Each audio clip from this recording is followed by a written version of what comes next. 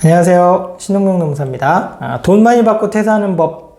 어떻게 보면은 이런 영상을 회사는 좀 싫어하실 수도 있고, 직원들 입장에서는 그래도 뭐 어떻게 내가 열심히 했으니까 이왕이면 좀 손해보지 않고 조금이라도 더 많이 받아갈 수 있는 방법이 뭐가 있을까 관련해서 살펴보겠습니다. 일단은 연차수당인데요. 연차는 1년 기간으로 발생을 하죠. 만 1년을 일하고 그 다음날까지 일을 해야지 연차가 생깁니다. 예를 들어서 1월 5일날 입사를 하신 분이 있어요. 그러면 그분이 퇴직금을 보통 받으시려면 그 다음 년도 1월 4일까지 일을 하셔야지 퇴직금이 발생하잖아요. 그럼 1월 4일까지만 일을 하면 퇴직금은 발생을 해요. 그런데 1월 4일까지만 일을 하면 연차 부분은 발생을 하지 않습니다.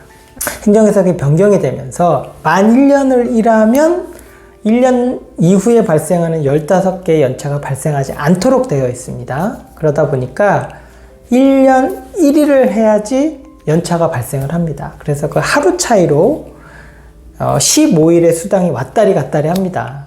그럼 굉장히 크죠. 한 달에 300만 원이었다면 하루를 일하는 걸로 150만 원을 더 받을 수 있고 덜 받을 수도 있어요. 그러니까 극단적으로 365일을 일을 하면 연차는 11개인데 365일 플러스 1일을 하면 연차가 26개가 발생을 하는 겁니다. 그래서 15일치를 수당으로 받을 수밖에 없잖아요. 왜냐하면 퇴사를 하기 때문에 발생한 연차를 사용하지 않고 퇴사하잖아요. 그러니까 15일을 온전히 인정을 받겠죠. 그래서 사실 366일이라고 퇴사하는 경우는 좀 극단적인 것 같고요. 보통 뭐 1년에서 뭐 일주일, 한 달 정도 더 일을 하게 되면 사장님들은 참 이해를 하기 어려워 하시는데, 연차라는 거는 1년이 되면 지급을 하는 거예요. 1년 동안 쓰는 게 아니고 지급을 한 상태에서 갖고 퇴사를 하기 때문에 그거를 금전으로 보상을 할 수밖에 없습니다.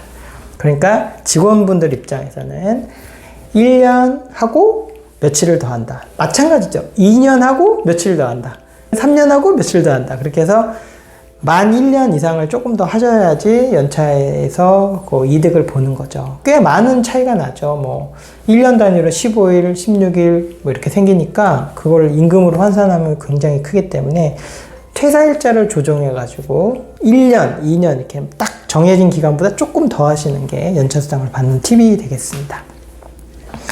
그리고 가급적이면 주말보다는 월요일날 퇴사하는 게 좋습니다. 일할 계산은 그 달의 일수를 실제 퇴직하는 날짜, 그러니까 만약에 15일까지 일했다 그러면 15일로 해서 일할 계산하는 게 일반적이거든요. 그러다 보니까 15일이 금요일일 때 퇴사를 하면 30분의 15, 월급의 절반을 받게 되죠. 일할 계산을 하면. 근데 만약에 15일 다음에 16, 17일이 주말이니까 18일까지 일을 하면 하루를 더 일하지만 주말이 꼈기 때문에 이틀을 더 받는 거죠. 일을 안 해도. 일할 계산 특성상. 그래서 월요일날 퇴사를 하는 게 직원들 입장에서 굉장히 유리합니다.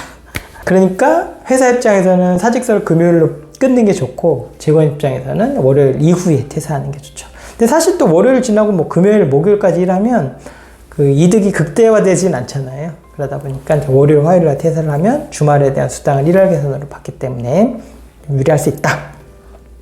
아르바이트나 시급직이나 계약직 같은 경우도 마찬가지죠. 우리가 그냥 편의상 월요일부터 금요일까지 일주 단위로 계산을 한다면 금요일날 퇴사를 하면 그 주에 주휴수당이 없어요. 이 일할 계산이랑 비슷한 논리긴 한데요. 어쨌든 아르바이트를 하시더라도 한 주를 다 하고 그 다음 주에 하루라도 해야지 주휴수당이 발생하는 거죠. 그러니까 금요일까지 하면 그 주 주휴수당이 없지만 금요일까지 하고 월요일까지 일을 하면 토요일 일 중에 하루는 유급으로 받을 수 있는 주휴수당이 발생을 하기 때문에 직원 입장에서 하루치 임금을 더 받게 됩니다. 자, 마지막으로 퇴직금은요, 잘 알고 계시죠? 네, 퇴직금은 3개월 평균으로 해서 받거든요. 그러다 보니까 논리적으로 2월을 끼고 있어야지 분모가 작습니다. 월급을 3개월 평균을 할 때 3개월의 일수를 밑에 놓거든요, 분모에. 그러면 7월, 8월이 들어가면 31일 해서 그게 들어가니까 분모가 커져요. 그러면 평균 임금이 낮아지거든요. 이해되시죠?